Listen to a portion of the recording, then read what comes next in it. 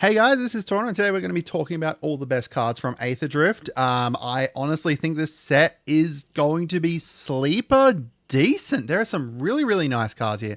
There's a lot of staple style cards across a lot of different rarities, and while there is, some minor kind of tribal and kindred stuff for cats and zombies, most of it is pretty generic. Obviously, we've got a lot of vehicle stuff in here and vehicle support stuff, but there's some vehicle support stuff that is vehicles plus artifacts, which is pretty good. You can find uses for that.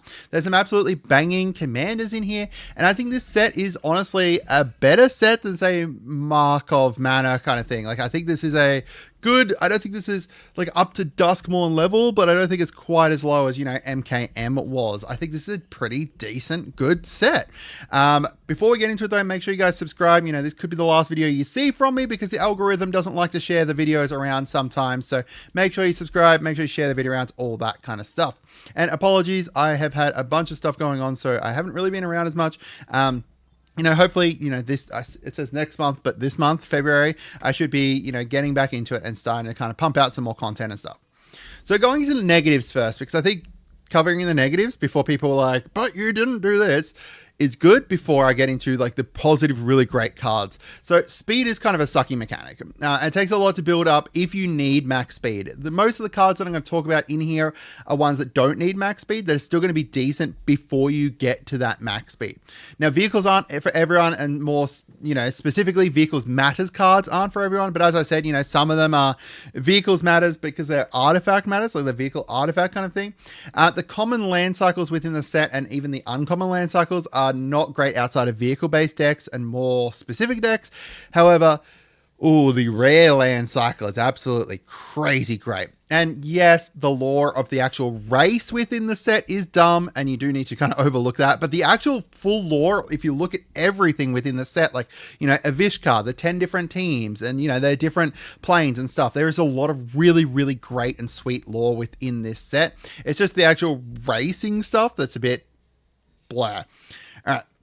So why do I think it's pretty cracked? So let's go through a bunch of different things. Obviously, I'm not going to be covering most of the vehicle and mount stuff within this. If you are building a vehicle mount deck, there is going to be stuff that is within here and really great within here. So that means I'm not going to be talking about it really.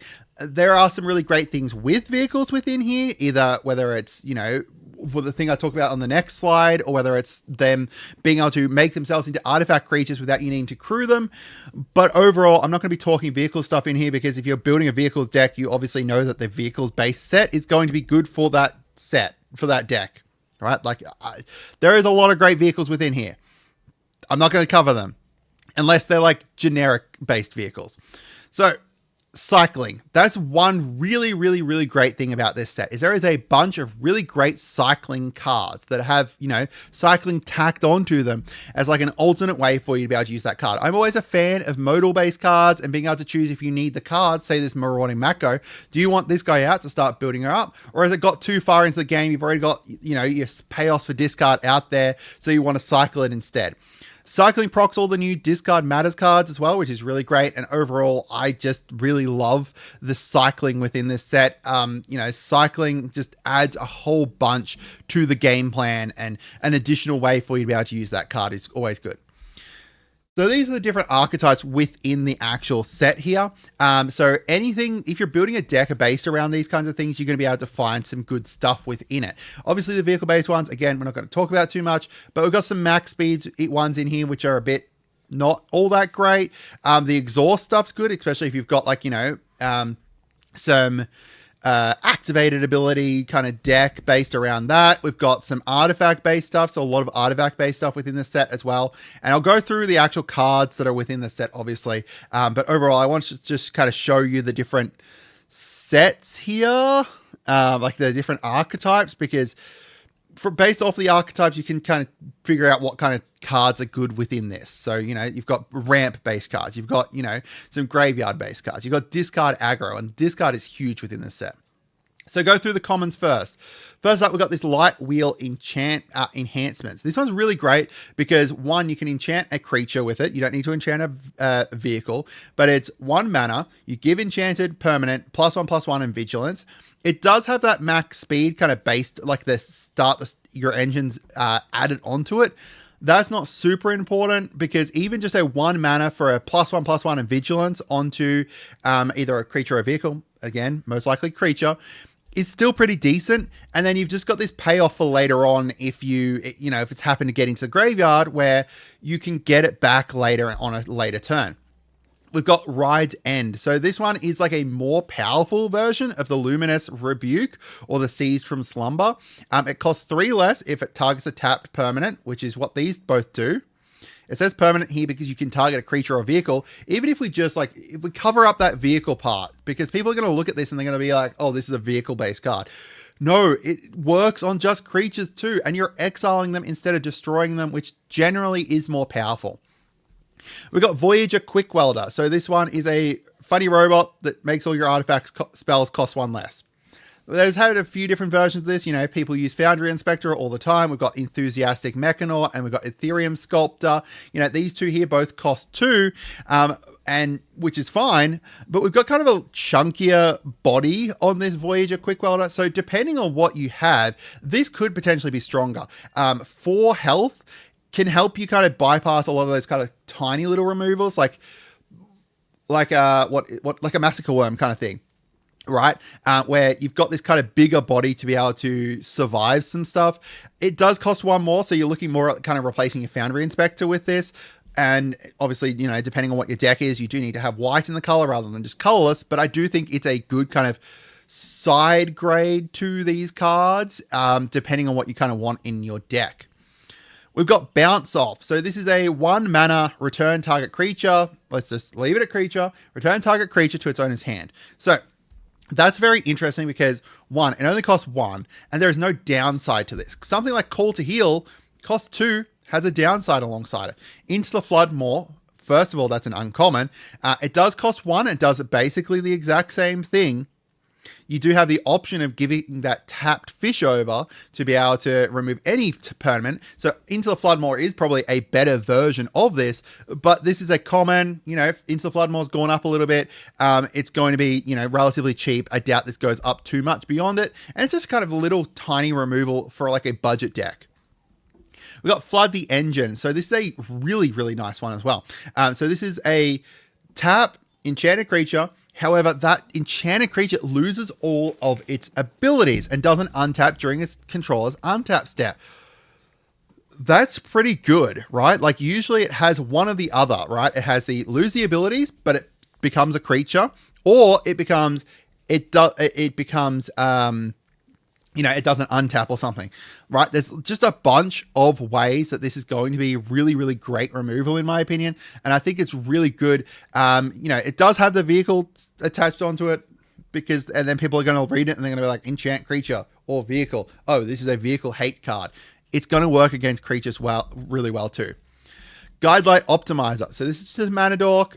Not quite as good as Oaken Siren if you did want to swing in with Oaken Siren, but the big kind of difference with this one is this is activate an ability, while this one here is activate an ability of an artifact source. So technically you can use this mana on any kind of ability, not necessarily just artifacts, which is really nice. That's kind of, decent. It does only have 1 toughness, so it is going to potentially die pretty easily, unfortunately, but it's a good kind of easy mana dork that you can get out, if you are running an artifact based deck, in my opinion.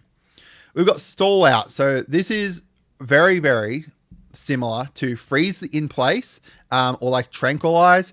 It's the same cost as them. If with Freeze in Place, you get to Scry 2. However, this one here has the option of then cycling.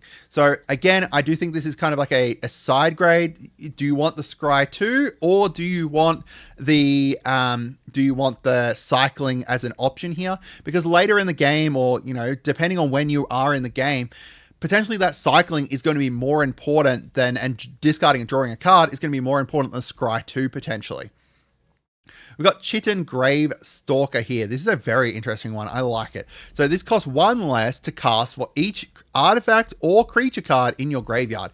In a self-mill deck, you're going to get that pretty easily, as well as the fact that it's got cycling too. So if you don't need it straight away, you can cycle it, discard it, draw a card. And if in like an insect-based deck, for example, you're going to have a bunch of creature cards that you can chuck into your graveyard. A lot of decks, you're going to have a lot of cards that you chuck into your graveyard if you're in, you know, like a self-mill, Jundy kind of deck. So this is going to be a decent kind of body to kind of have within that. As well as it's got 5 strength, 5 power and 4 toughness. Pretty decent.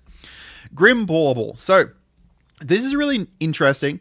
It's got that stab kind of -2/-2 onto a target creature. It does need to be a creature an opponent controls as opposed to stab where you can technically destroy your own creature. I think that most people are going to be using stab to destroy an opponent's creature, but either way. But then you've got later on, you can, you know, pay 2 and black and then sacrifice it to surveil 2. Again, you know, self-mill deck, you could definitely find use for this. And this is nice in like a Delirium-based deck as well, because it's got a way to be able to sacrifice itself to get 1, surveil 2, and 2, get that artifact into your graveyard if you haven't happened to be able to get an artifact in there earlier.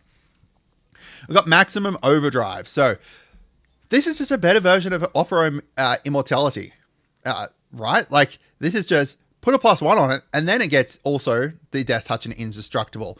It's just a better version of that. There's one other version of this, like something Rage, Battle Rage, or something along those lines. And this is just a, you know, better kind of version of this. Just +1/+1, Death Touch, Indestructible. Depending on what your deck is, this is going to be pretty decent in it. Like if you're running Marchesa, like the Black Rose one, this has got the +1. This has got Death Touch and Indestructible, which is decent too. You know, decent use for it.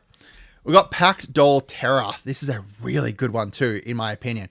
So it's going to cost a little bit more than, say, you know, Reckless Fireweaver, but it's got the fact that it is going to make all opponents lose 1 life, and then also you gain 1 life. So if, for example, you're running let's say Edward Kenway deck that's going to be creating a whole bunch of treasures, right? You're creating heaps of treasures.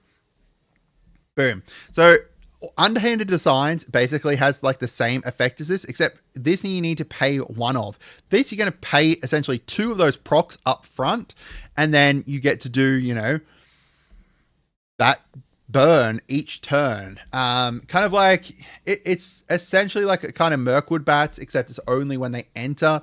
And yeah, I like it. I think it's a really good one, and it's going to be pretty budget because, you know, it's a common, so overall in a like a budget-ish, or even like, I think that this could find use in like higher up kind of black decks that are based around artifacts and treasures and stuff. We got Risky Shortcut. So this is also, again, another very interesting one. So Night's Whisper, people are using Night's Whisper or any of those kind of, you know, draw card abilities, right? The ones that are draw cards, or target opponent draws cards, or sorry, not target opponent, target player draws cards. And generally it's, you know, you lose life for that, which is fine. And that's generally the case. But this one here is different because each player loses 2 life. So you get to damage everyone with this. Now, I'm not saying this is going to be better than Night's Whisper. It does cost 1 more, but you are going to be able to ping everyone for this. If I had a card that was pay 1 mana, deal 2 damage to each opponent, I would probably play that. So, you know, paying the 1 extra here to be able to damage each person, I think that's pretty good.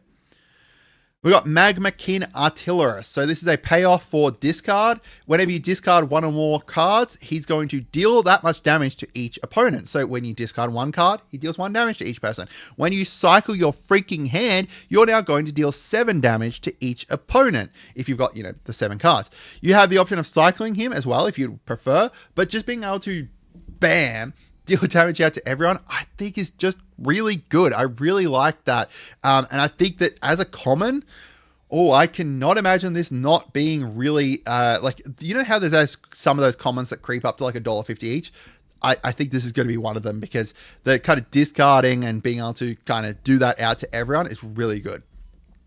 We've got Veloheart Bike. So this is obviously an artifact, and it's one of the only vehicles that I've got on here, but that's because it's a vehicle that is also a mana rock, right? You're paying 3. If I had a mana rock that was pay 3 and then and enters tapped, because that's the kind of payoff that you got to do because of the fact that this won't have haste, so you can't tap at the turn. No, can you tap at the turn it comes out? Surely you'd be able to tap that the turn it comes out, because yeah, I think so. I don't know. Someone let me know if I could tap this the turn it comes out, because technically it's not a creature, it's just an artifact. So would it have summoning sickness then to be able to use it as a mana dock? Either way, really nice mana rock in my opinion that also gains you some life. All right, into the uncommons here. We've got Aether Siphon. So this is one that does have the start your engine, so you do want to play it early on. It's got pay 2, tap, draw a card. Overall, that's not incredibly strong, but still people will do that, right? You'll pay 2 to draw a card, like, crack a clue or something along those lines. Unfortunately, you can only do it once, but the best part about this is this part here. Whenever you draw a card, each opponent mills 2 cards. Now, all of a sudden, you cycle your hand of 7 cards, like you wield your hand of 7 cards. Each opponent mills 14 cards. I can imagine how quickly this can get very out of hand. You obviously need to get your engine started as soon as possible to be able to do it, but still relatively decent, relatively strong in my opinion. We've got Diversion Unit. So we've had a few different things that are like, pay 1, pay blue, sack it, counter something. This is just a cheap version of that. It does have flying attached to it as well. Only costs 2 to be able to get it out. You don't need to tap it or anything like that to sack it. So you can technically use this on the turn that it comes out, or before your turn comes back around. It's got that flying there, as well as I just absolutely love the art of it, and the, it's so sad. It's so sad. We got Roadside Blowout. So it's pay 3, costs 2 less if it targets something that with mana value 1. Do you know what costs mana value 1? Soul Ring. Return, well, you can't use a Soul Ring on this. Return target creature. So any creature that costs 1 or a vehicle that costs 1, you can return it to someone's hand, and then you get to draw a card as well. So I think that this overall is a decent kind of bounce to people's hand, with then the addition of, getting to draw a card as well, I think is decent, as well as, potentially depending on what people bring out. And, if you've got mana dorks, a lot of mana dorks cost 1. There's a lot of creatures that cost 1 that can potentially kind of warp out a game. So this is a nice kind of bounce for that has the addition of drawing a card, as well as, you can technically target higher things later on. We got Scrounging Skyray. So another discard payoff with cycling. I'm not even going to kind of talk about it because, say again, you wheel your hand, you're going to put 7 +1/+1s onto this. Boom. We've got Spell Pierce. Counter target non-creature spell unless its controller pays 2. This is a reprint. That's a decent reprint. I really like it in here. Costs 1 to play it. Depending on when you cast it, you could counter someone's Soul Ring and they don't have something out to be able to, tap for it. Boom. That's pretty powerful. We've got Stock Up. Look at the top 5 of your library, put 2 of them into your hand, and then rest onto the bottom. So this does cost 3. However, I think this is almost the best version of this card that we've seen so far. You're going to pay 3, but you get to be able to put 2 into your hand. And it could be any 2, right? It doesn't have to be stuff like, pieces of the puzzle. It has to specifically be instants or sorceries. Or Shimmer of Possibility costs 1 less, but you only get to put 1 into your hand. So you're paying 1 extra, but you are getting to put 2 into your hand. I don't think it's a CEDH level card, but I still think it's a decently kind of strong card. Transit Mage, tutor up an artifact. I'm not going to focus too much on that. Artifact tutors are pretty good. Hour of Victory. So the reason that we're going after this one is, 1, it's going to get that 2/2 zombie out. And then we get to kind of sit on it for a little bit, kind of build it up, and then we get to tutor something to our hand here. I think that personally it's a kind of decent, going to be a very cheap kind of tutor that you can potentially use. It's going to be a tutor that you put out, potentially, so you put it out, then you hit 2 speed on that turn, 3 speed the next turn, and then you hit 4 speed on your 3rd turn. So it's kind of like, how you've got a whole bunch of Profane Tutor, for example. Profane Tutor, I think, is the one that has Suspend. It's got Suspend too, right? It's kind of similar to that, in my opinion. You're going to essentially kind of put this out there, and then you're going to wait a little bit before you get to use it. I think that it's decent. Get you kind of a blocker early on, and then, you know, be able to start your engines depending on what your deck is. That could be important. And then get this out. It's not the best of cards, but for a discount kind of card, and like a budget kind of card, I think it's good. We've got Momentum Breaker. So this is another one that has start the engine. Fine. When this enters, each opponent sacrifices a creature or vehicle of their choice. So you make everyone sacrifice something for 2. That, personally, is pretty decent. Then each opponent who can't discards a card. Yeah. So depending on when you use this, right? Let's say you use this on turn... Let's say you use this on turn 3. You potentially hit, like, you know, 3 things, which is good. And if you don't have someone that can sacrifice something, they do need to discard something. Now, technically, they can just sacrifice a token if they are playing a token-based deck. The other part of this, though, is pretty good too here. Pay 2, sacrifice it, gain life equal to the speed. So if worst case scenario, you're kind of getting low, you've got this kind of pseudo food that you can potentially use from here. As well as, you know, again, start your engines. If you've got a deck that's got a few of those in here, this is a cheap early version of it. Marauding Mako. Didn't we literally just look at a version of this? Whenever you discard something, put that many +1s onto it. Like there was a... Yeah, this dude. This dude is literally the same. Whenever you discard 1 or more, put that many onto it. Whenever you discard 1 or more, put that many onto it. It's just a 1-drop version of that with also cycling. Boom. Great. We got Sky Crash. Destroy target artifact. Now, this one here is not super duper insane because a braid exists. If a braid didn't exist, this would be even better. However, depending on what you need in your deck, if you don't potentially need creature removal, this isn't too bad because of the fact that you can then cycle it as well. So you've got kind of the 2 different options there. Do you want to cycle it or do you want to destroy a target artifact? We've got Boosted Sloop. Whenever you attack, draw a card, then discard. Now, obviously this is a vehicle, but most people are going to look at this and be like, oh, this is a vehicle, gross. This part here does not depend on you attacking with that vehicle. It's just whenever you attack, draw a card, then discard. Also, this is before combat damage or anything like that. So if you've got some discard triggers that are going to buff up your creatures based off of discard, it's great. We got Brood Heart Engine. At the beginning of your upkeep, surveil 1. Then you've got pay 2, black and green, tap it, sack it, return a creature or vehicle from the graveyard to the battlefield. Okay, first of all, this doesn't have finality counters. I'm surprised it doesn't have finality counters. You get to surveil 1 at the beginning of your upkeep. That's, you know, there's a few different cards like that, like Sultai Ascendancy is surveil 2. Mind Whisker is surveil 1. This only costs 2. I think it's a pretty decent card if you've got like a...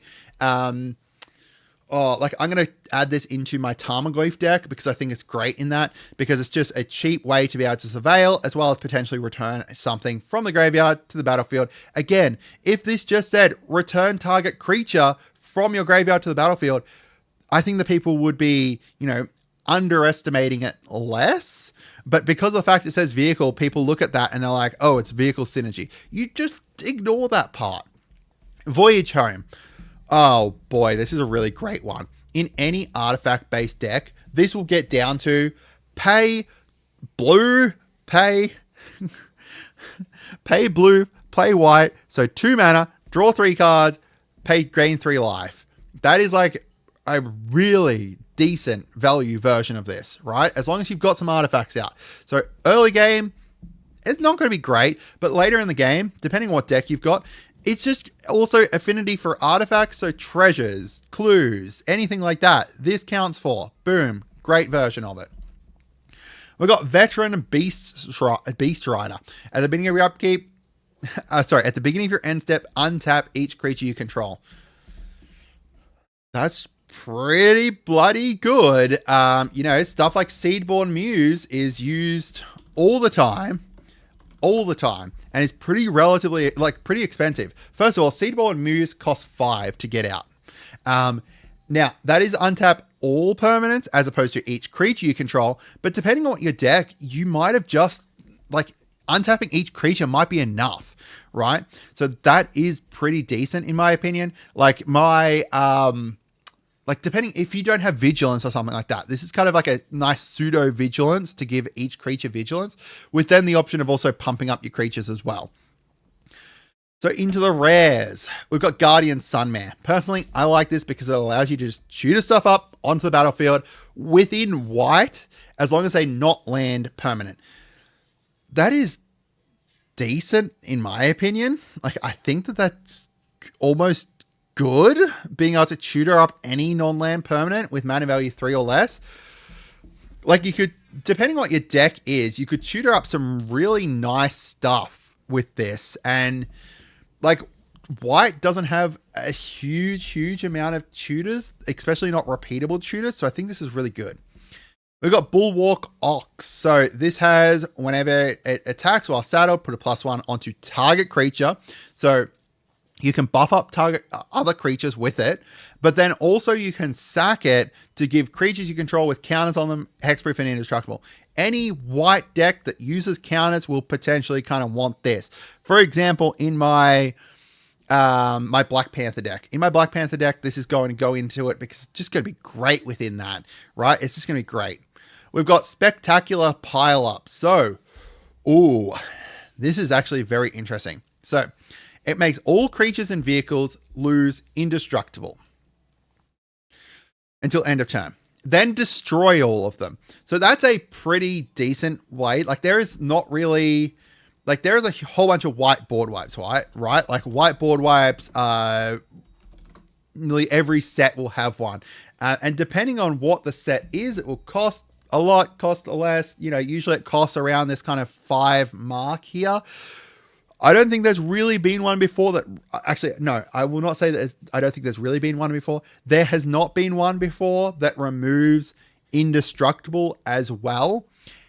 There has been some that exile, which does essentially the same kind of thing, but some that remove indestructible is decent. And then it's also got the cycling. If you don't need that board wipe and it's sitting in your hand, the amount of times that I am in a winning position and I'm sitting there with my cards and I'm like, I've got this board wipe in hand. There is no use for this. What do I do with it?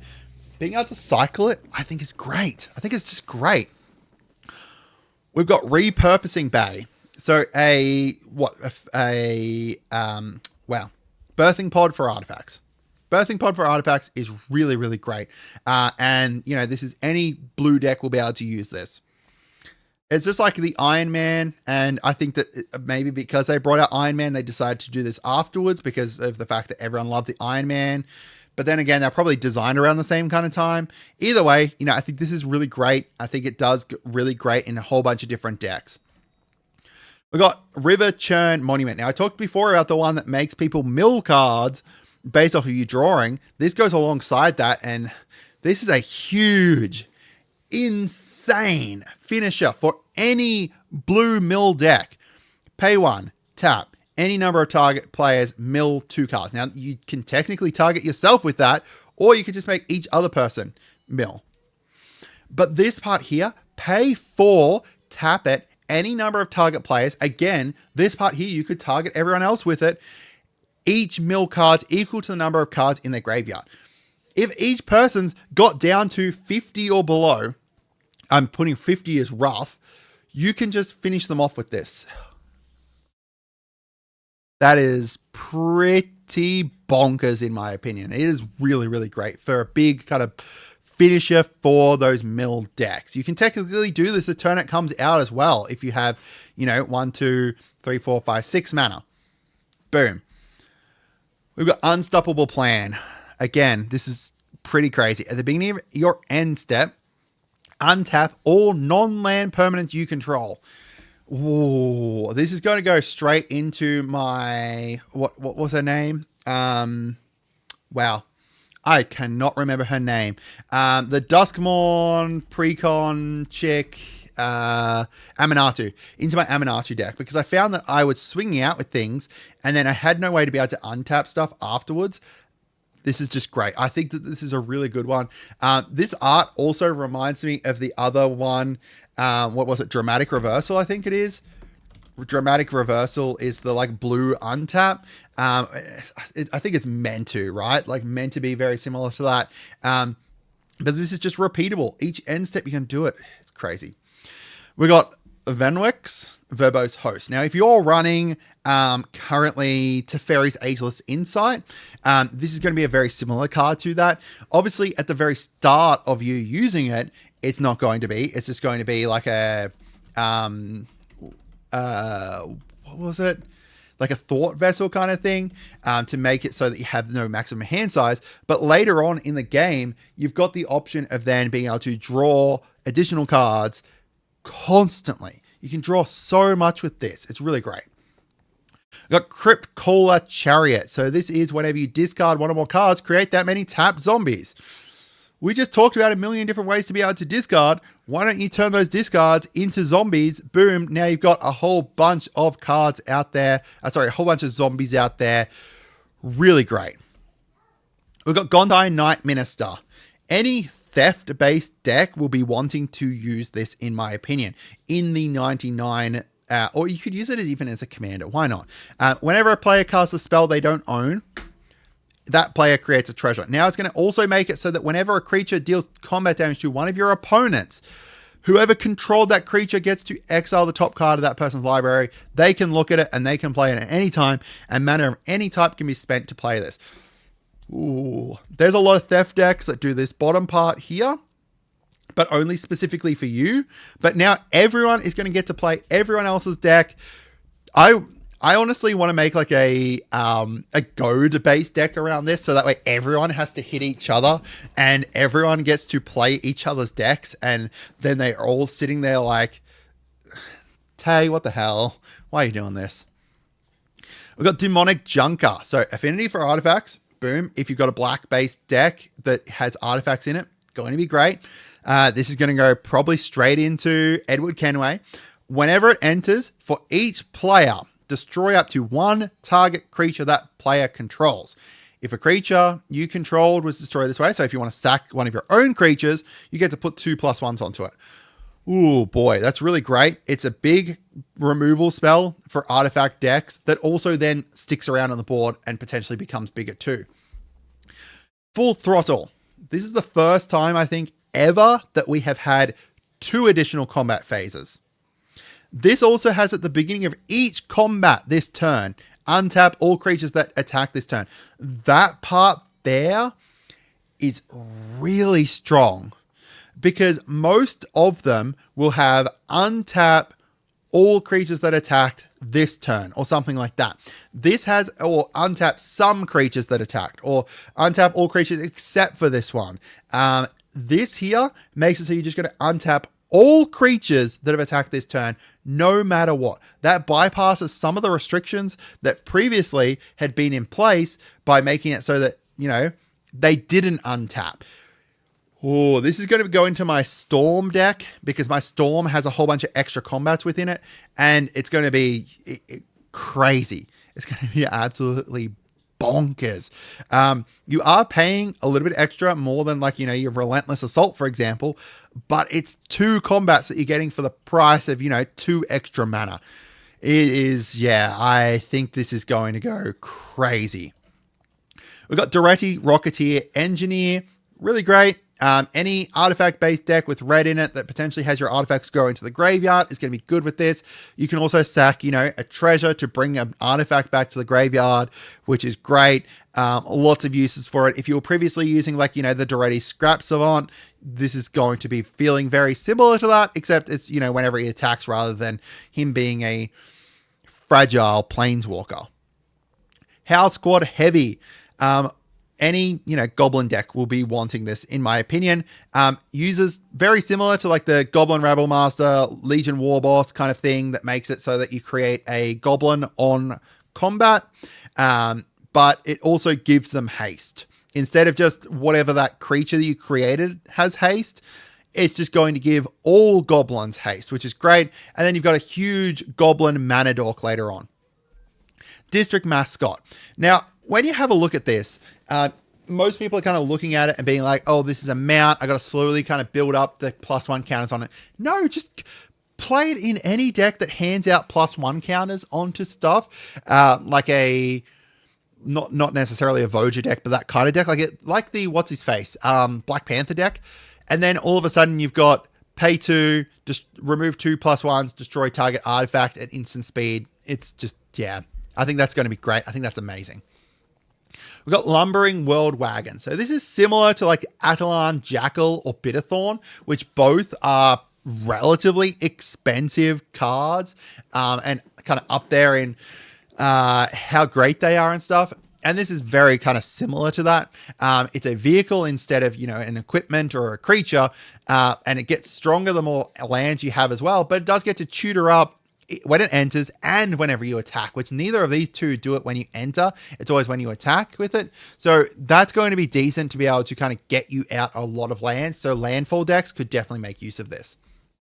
We got Ovayaya, Auto Mech Artisan. If you're using Loot, Exuberant Explorer, or Kona, this is going to be decent, kind of similar to that, except it's also got the benefit of giving all your creatures trample because you're going to be only attacking opponents, but then also all your opponents who are attacking your other opponents get trample as well, which is great. And you've got the way to be able to cheat out stuff. It's, yeah, pretty decent. We've got Regal Imperiosaur. So if you've got a dinosaur-based deck, this is like the first dinosaur anthem besides dinosaurs on a spaceship, I believe. Sorry, dinosaur specific. You've got other ones that are like, choose a creature type when it comes in and stuff. But this is both a dinosaur that also buffed up your other dinosaurs, which is good. Achik, Emerald Radiant. Insect-based decks, not going to focus too much. If you're insect-based deck, this is going to be great in that. Or if you're just creating a whole bunch of insect tokens. Captain Howler. Discard-based decks. Boom. Huge. Maybe I'm going to build him as a commander. I don't know. I haven't decided how hype I am for him. Probably very hype. I'm actually considering building a Gambit and Rogue-based deck that is kind of built around the Sky Shark and the other guy back from, I want to say, like Ixalan or something like that. No, it wasn't Ixalan. I can't remember which set it was. It's Jess guy, draws cards and then discards cards and stuff. I'm considering building that, and Captain Howler's going to go into that. Or I just build Captain Howler. I don't know. I haven't decided. He just looks really cool. Any discard-based deck or any wheel-based deck is going to make use of him. He's going to be great with it. We've got Mendicant Core Guidelight. Great use of, artifacts. And then you've got the option later on in the game to be able to copy all your artifacts. You want to get him out early. You want to start swinging to get that engine and speed going very quickly. But then you've got the huge payoff later on where you get to copy all your artifacts. Sit of Armor, just a finisher for any deck that is going to have a whole bunch of +1s on it. Or, any deck that can buff up Sitter, whether she's going to be a commander or whether she's in the 99. She's going to be great within it because it's a huge kind of big finisher there. Winter Cursed Rider. Artifact Dimir decks. Great. Really great for artifact-based Dimir decks. I think artifact creatures, if you're going this route, not necessarily going to be vehicles, but artifact creatures will be great with him. And, any kind of, Dimir or plus Grixis or whatever based deck. Oh, actually, wait.